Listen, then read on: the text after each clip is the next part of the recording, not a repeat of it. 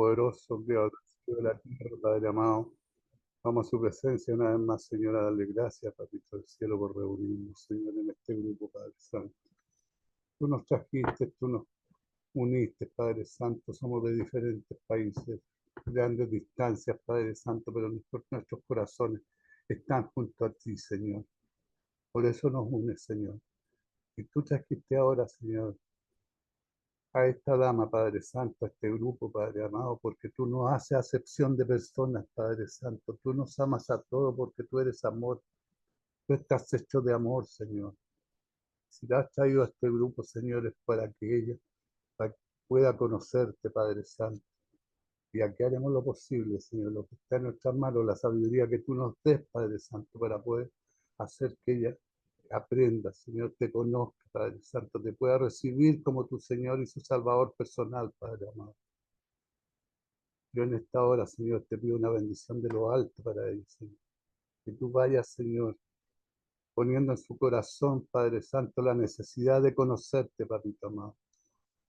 Que ella pueda tener la necesidad, Señor, de estar siempre a tu lado, Padre Santo. Que tu Espíritu Santo, Señor, pueda morar en ella, Padre Santo. Que la pueda llenar, Señor, de tu Espíritu, Padre amado. Yo te lo pido, Señor, de corazón, te lo pedimos, te clamamos todo, Padre Santo. Somos un grupo de hermanos, Señor. Estamos aprendiendo a conocerte, Papito amado. Sabemos que tú no haces acepción, que tú no dejas a nadie de lado, Señor. Que tú nos llenas, Señor, de tu palabra, Padre Santo. Tú eres santo. Tú diste tu vida en la cruz, derramaste tu sangre preciosa, Señor, por nuestros pecados, Padre del cielo.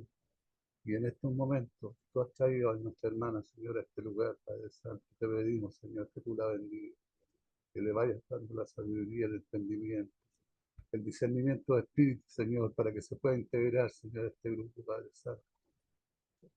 Padre del cielo, yo te pido y te clamo en nombre de Cristo Jesús. Amén y amén. Amén. Vamos a ver entonces el capítulo 2, ¿no es cierto? Capítulo 2. Se me olvidó cuál libro es.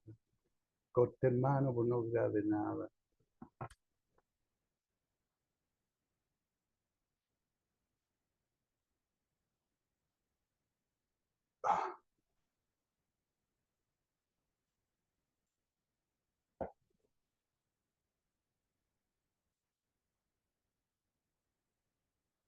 Vamos a ver el capítulo 2. Desde, no. Hermano Miguel, ayúdeme. Se me olvidan las cosas. Se fue el hermano Miguel. Gálatas. Vamos a ver Gálatas, capítulo 2, primera parte. El título, hermano, es Pablo presenta a los líderes de la iglesia en Jerusalén el evangelio de la gracia que Jesús le reveló. Ese es el tema que Pablo nos presenta en este capítulo. Él, ¿no es cierto?, le presenta a los líderes de la iglesia en Jerusalén el evangelio de la gracia que Jesús le reveló. Pablo está teniendo problemas con los 11 discípulos que quedaban y que estuvieron con Cristo, porque no lo quieren reconocer como un apóstol. Y Pablo en el versículo 1 y 2, ¿no es cierto?, nos cuenta que el viaje posterior de Pablo a Jerusalén. Pablo volvió a viajar a Jerusalén, hermano, pasado 14 años. Después de 14 años, Pablo volvió a Jerusalén. Y él nos cuenta y nos dice, subí otra vez a Jerusalén con Bernabé, llevando también conmigo a Tito. Pero subí según una manera, una revelación.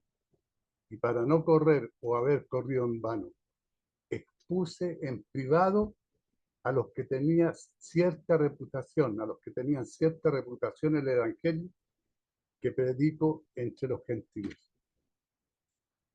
Entonces Pablo nos explica que pasado 14 años subió otra vez a Jerusalén.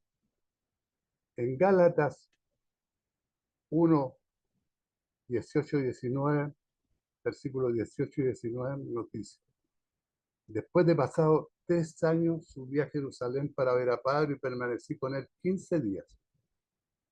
¿No es cierto? Este fue el primer viaje. Pero no vi a ninguno de los otros apóstoles, sino a Jacobo, el hermano del Señor. Pablo, hermano, aquí nos describe un viaje que hizo a Jerusalén 3 años después que Jesús lo encontró en el camino a Damasco. Después que Jesús lo encontró en el camino a Damasco, él viajó a Jerusalén. Aquí describe un segundo viaje a Jerusalén, pero 14 años después, hermano. Recuerde el punto de Pablo en Gálatas 1. Él demostró que su evangelio vino por una revelación de Jesús y no de los hombres. Eso es lo que él nos quiere demostrar y les quiere demostrar, ¿no es cierto?, a los primeros discípulos de Cristo y a todos, ¿no es cierto?, los gentiles para el cual fue nombrado apóstol. Ni siquiera de los apóstoles en Jerusalén. 2 visitas a Jerusalén durante 14 años, hermano, demuestran que Pablo no se sentó a los pies de los discípulos de Jesús para aprender el Evangelio. Con Bernabé, dice, llevando también conmigo a Tito. Viajando con Pablo a Jerusalén estaban Bernabé, quien era muy respetado entre los líderes de Jerusalén, según el libro de Hechos, capítulo 4, versículos 36 y 37. Entonces José, a quien los apóstoles pusieron por sobrenombre Bernabé, que traducido es hijo de consolación, levita natural de Chipre, como tenía una heredad, la vendió y trajo el precio el valor de lo que había vendido y lo puso a los pies de los apóstoles.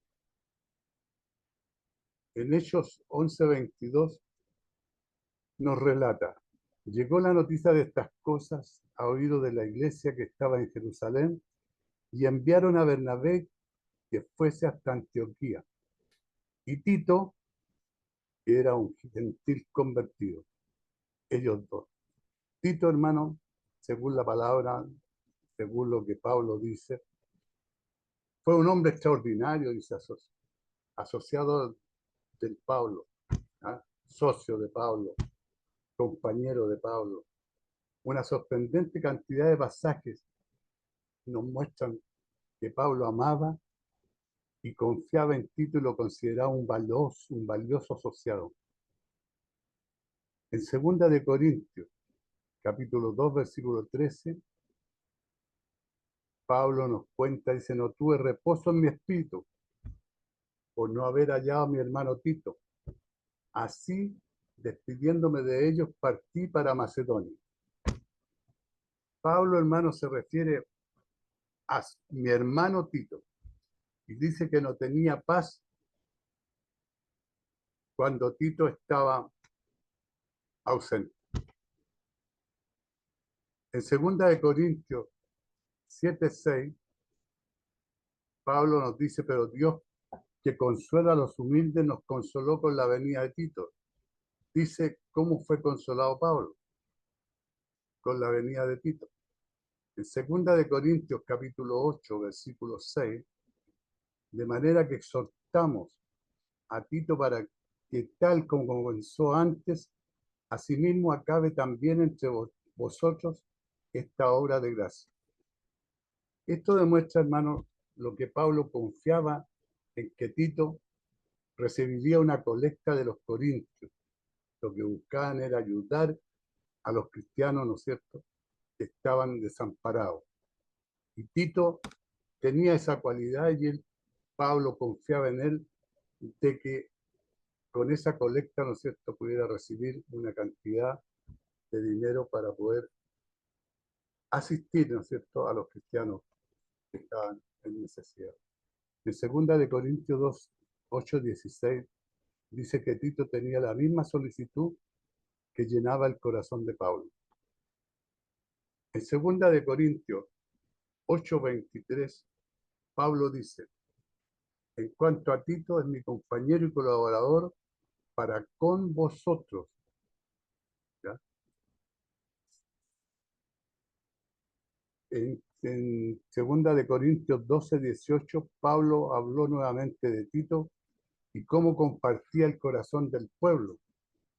¿Os engañó acaso Tito? Dice, ¿no hemos procedido con el mismo espíritu y en las mismas pisadas? En Tito 1:4, Pablo llamó a Tito un verdadero hijo en la común fe. Y me fui por revelación, dice Pablo. La idea es que Pablo fue a Jerusalén por la dirección expresa de Dios, no porque a él se le ocurrió. No fue porque alguien lo llamara para que viniera, fue porque Dios le dijo que fuera. Y comunicándoles Pablo el evangelio, el cual predicó entre los gentiles, hermanos, este viaje a Jerusalén es muy probablemente mencionado en Hechos 11:27, que es el versículo 27 al 30. En aquellos días unos profetas descendieron de Jerusalén a Antioquía y levantándose uno de ellos llamado Agabo, daba a entender por el Espíritu que vendría un gran hambre a toda la tierra habitada, la cual sucedió en tiempo de Claudio. Entonces los discípulos, cada uno conforme a lo que tenía, determinaron enviar socorro a los hermanos que habitaban en Judea, lo cual en efecto hicieron, enviándolo a los ancianos por mano de Bernabé y de Saulo. Cuando Pablo trajo un regalo, Saulo era el nombre que tenía Pablo antes, ¿no es cierto?, cuando era judío, o sea, cuando era romano. Cuando Pablo trajo un regalo de cristianos de otras ciudades a los cristianos de Jerusalén, que sufrían hambre, hermano. Cuando Pablo estaba en Jerusalén en ese momento, les aseguró él a los líderes que eran obedientes a Dios en su presentación del Evangelio a los gentiles. Él les aseguró a los líderes que era obediente a Dios, que no los estaba engañando, le quería decir Pablo. Yo soy obediente a Dios en la presentación del Evangelio. No estoy mintiendo, no los estoy engañando. En este tiempo, hermano, había una disputa sobre el lugar de los gentiles en la iglesia.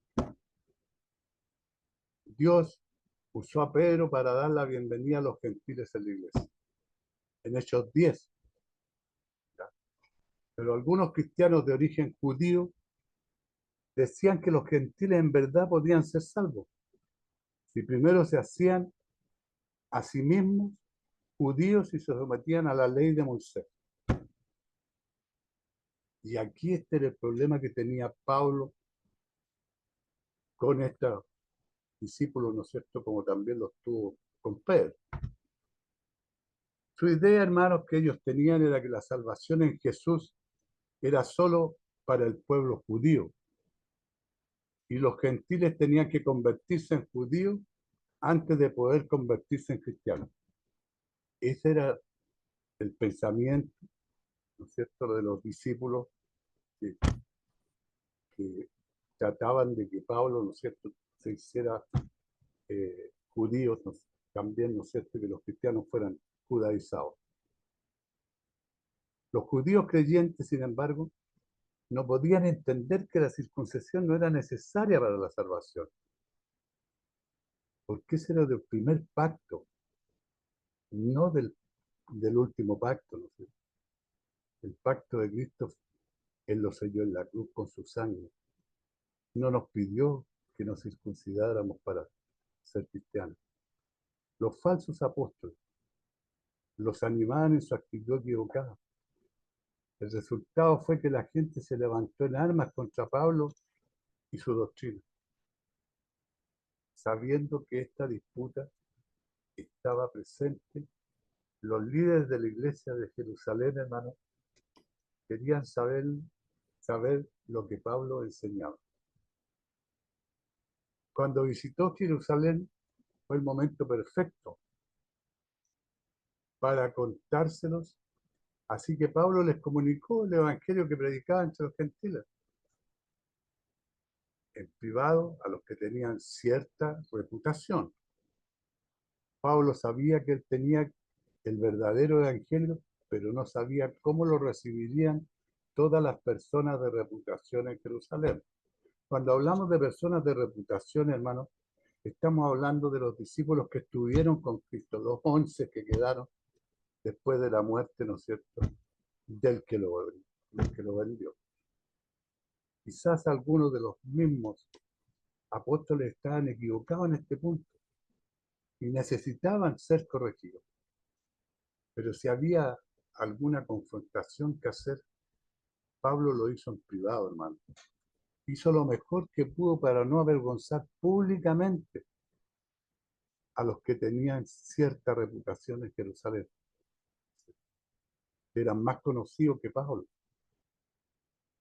Estos fueron amor y sensibilidad notable por parte de Pablo.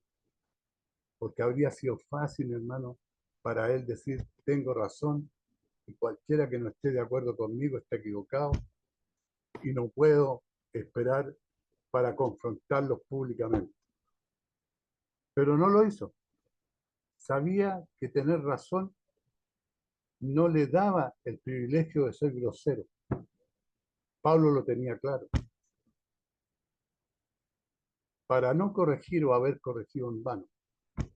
Esto, hermanos, probablemente se debía al temor de que él mismo cayera. Probablemente era el temor de que un conflicto innecesario con los líderes de la iglesia, en los líderes de Jerusalén, pudiera dañar su reputación y ministerio de alguna manera. Además, el peligro era que los falsos maestros, si los líderes de Jerusalén los animaban de alguna manera, pudieran deshacer el trabajo de Pablo en la plantación de iglesias. Porque a eso estaba dedicado Pablo, a la plantación, a la creación de iglesias y a la predicación del Evangelio. Y a ser discípulos para Jesús. Y por lo tanto, hicieran que el trabajo de Pablo fuera en vano. Ese era el temor de Pablo, ¿ya? De que estos discípulos, ¿no es cierto?, influyeran en esta gente para que no creyeran en el evangelio que él estaba predicando y le coartaran, ¿no es cierto?, la posibilidad de seguir plantando iglesias y haciendo discípulos para Jesús, que era para lo que Cristo, ¿no es cierto?, designó a Pablo. El versículo del 3 al 5 nos habla del asunto de la circuncisión de Tito. Y Pablo nos habla que más ni aún Tito, que estaba conmigo, con todo y ser, porque era griego, él tampoco fue obligado a circuncidarse. Y esto a pesar de que los falsos hermanos, introducidos a escondidas, entraban para espiar nuestra libertad que tenemos en Cristo Jesús, para reducirnos a esclavitud, a los cuales ni por un momento accedimos a someternos, para que la verdad del Evangelio, hermano, permaneciese con vosotros. Más ni aún a Tito, dice, que estaba conmigo, con todo y ser griego, fue obligado a circuncidarse. Pablo nos aclara que ni aún a Tito, que era griego, ¿no es cierto?, lo pudieron obligar a circuncidarse. El punto de Pablo, hermano, es que el liderazgo en Jerusalén aceptó a Tito, un gentil convertido, a pesar de que no estaba circuncidado, de acuerdo con la ley mosaica. ¿Qué nos muestra esto? Esto nos muestra que el liderazgo de Jerusalén aceptó el evangelio de la gracia como lo entendía Pablo. Se dieron cuenta que ese era el verdadero evangelio, el que Cristo le entregó a Pablo. La circuncisión de Tito era un problema potencial porque la circuncisión, el corte del prepucio masculino, era la señal de la iniciación en la fe judía y el pacto mosaico, el pacto con Moisés. Si un hombre gentil quisiera convertirse en judío, tendría que ser circuncidado como adulto. Los hombres judíos, hermanos, eran circuncidados cuando eran bebés, dado que todos los hombres judíos estaban circuncidados y la mayoría de los hombres gentiles no, no era una manera fácil de referirse a los que son parte del pacto y a los que están fuera del pacto de Moisés. ¿Ya? Esa era la diferencia. Por supuesto, si alguien iba a vivir una vida en obediencia a la ley, estamos hablando de la ley mosaica, debe comenzar por circuncidarse. Si alguien quiere vivir, ¿no es cierto?, una vida en obediencia a la ley, debe comenzar por circuncidarse, porque estaría en el antiguo pacto, ¿no? Pablo no condenaba, hermano, la circuncisión, como si fuera pecado recibirla, pero él insistía, y el concilio lo sostuvo, que la circuncisión no tenía nada que ver con la salvación y por lo tanto no debía imponerse a los gentiles.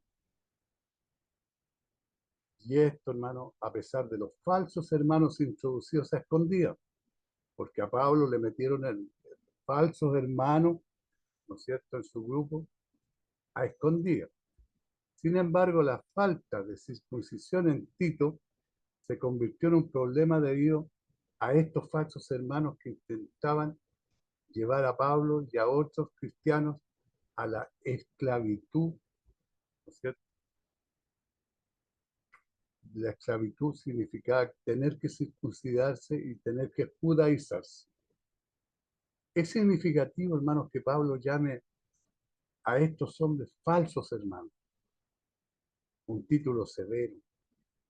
Por supuesto, ellos no se consideraban falsos hermanos, se consideraban a sí mismos verdaderos hermanos, pero debido a que se oponían y contradecían el evangelio revelado a Pablo por Jesucristo, en realidad eran falsos hermanos, hermanos.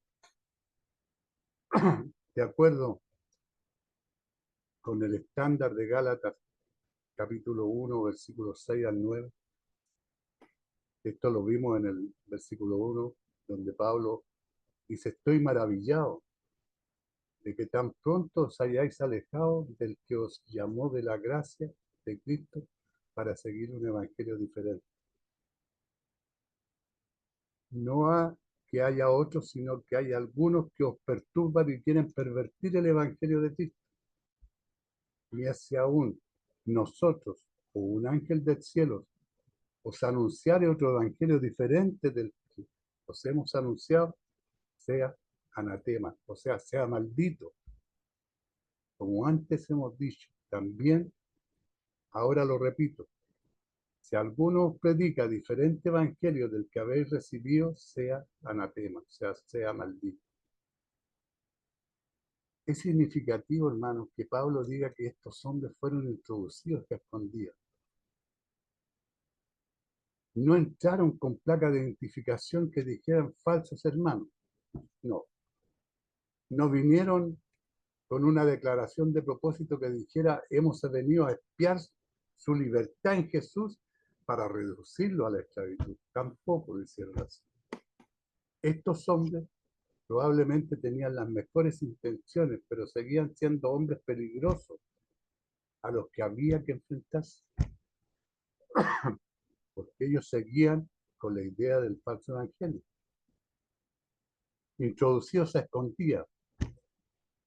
Esto puede significar que no tenían nada que hacer en la comunión de la iglesia en absoluto. porque habían mostrado sin invitación en la reunión privada con los apóstoles. Es significativo que Pablo diga que estos hombres pueden reducirlos a la esclavitud. Para Pablo, hermano, esto no era solo un problema entre los falsos hermanos y los gentiles. Hubiera podido ser fácil para Pablo decir, esto no me afecta. Después de todo, soy judío y he sido circuncidado según la ley de Moisés. Dejaré que Tito u otros gentiles se ocupen de este problema, porque estos falsos hermanos tienen un problema con ellos, no conmigo. Pablo, hermano, se dio cuenta de que si el mensaje del Evangelio se transigía, no era solo esclavitud para los gentiles, sino que era esclavitud para todos los que nombraban el nombre de Jesús. Ese era el problema. Ni por un momento, dice Pablo, accedimos a someternos. Respuesta, Pablo se mantuvo firme. Algunos pueden reaccionar de esta manera por orgullo o simplemente por terquedad. Pero Pablo, hermano, lo hizo porque la verdad del Evangelio permaneciese con vosotros, nos dice Pablo. Los cristianos gentiles como los de Galacia, si hubiera pedido alegando amor fraternal, Pablo no los habría negado. Pero debido a que lo exigieron basándose en que era necesario para la salvación, entonces Pablo los desafió y prevaleció. Tito no se circuncidó. El pasaje, hermano, es gramaticalmente difícil. Claramente Pablo se conmovió profundamente cuando escribió esto y no se preocupó mucho por la sutileza de la gramática. Seguramente un poco ofuscado, ¿no es cierto? No tuvo esa sutileza. Pero Pablo nos resume su punto, su evangelio o credenciales apostólicas no dependían de ningún tipo de aprobación o influencia de los hombres, ni siquiera de los hombres influyentes, o sea, de los 11 apóstoles que estuvieron con Cristo.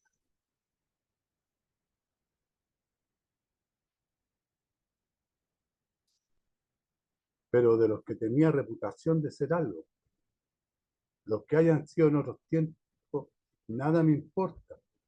Dios no hace acepción de personas. A mí, pues, los de reputación de nada nuevo me comunicaron. Nada nuevo me comunicaron. No le enseñaron nada. Pero de los que tenían reputación de ser algo. Pablo sabía que en su tiempo había líderes de gran reputación, cristianos famosos, por así decirlo. Pero no impresionaban ni intimidaban a Pablo. Lo que hayan sido en otros tiempos, nada me importa, dice Pablo. Dios no hace acepción de personas. Dios no discrimina. Los de reputación, nada nuevo me comunicaron, nada nuevo me aportaron. Porque aunque Pablo se reunió con cristianos influyentes y famosos, unas cuantas veces no le dieron el evangelio que predicaba. Los líderes de Jerusalén no agregaron nada nuevo al evangelio que Pablo predicaba, ni a la autoridad apostólica que poseía. Nada nuevo. Pero Pablo no esperó que alguien más lo convirtiera en un gran cristiano. Sabía que se trataba de una relación personal entre él y Jesús. Esa era la relación. Esto no quería decir, hermano, que Pablo no recibió nada de otros o que nadie más podría bendecirlo. Pero su vida cristiana no se basó en lo que otras personas hicieron por él. Las palabras de Pablo no son una negación ni una falta de respeto, hermano, por su autoridad apostólica. Él simplemente nos está indicando que aunque acepta su oficio como apóstoles, no se siente intimidado por sus personas, ya que estaban siendo infladas por los falsos maestros. Esta es la primera parte de Gálatas 2, hermano. Entonces Pablo defiende una vez más, ¿no es cierto? Defiende una vez más su evangelio, el evangelio que él predicaba. Y él insiste en que los discípulos que estuvieron primero con Cristo no le entregaron nada, nada, no le enseñaron nada. Que todo lo que él, el evangelio que él predicaba, es el evangelio que Cristo le había entregado cuando le salió al encuentro camino a Damasco. Eso es lo que Pablo quiere aclarar y que los otros discípulos no lo entienden, ¿ya? Sino que quieren poner el evangelio de Pablo como un evangelio alternativo, porque ellos insistían en la judaización de los gentiles, que los gentiles para poder ser cristianos tenían que circuncidarse. Y esa era la gran discusión. Entonces, en la próxima hacemos la segunda parte. Que Dios los bendiga.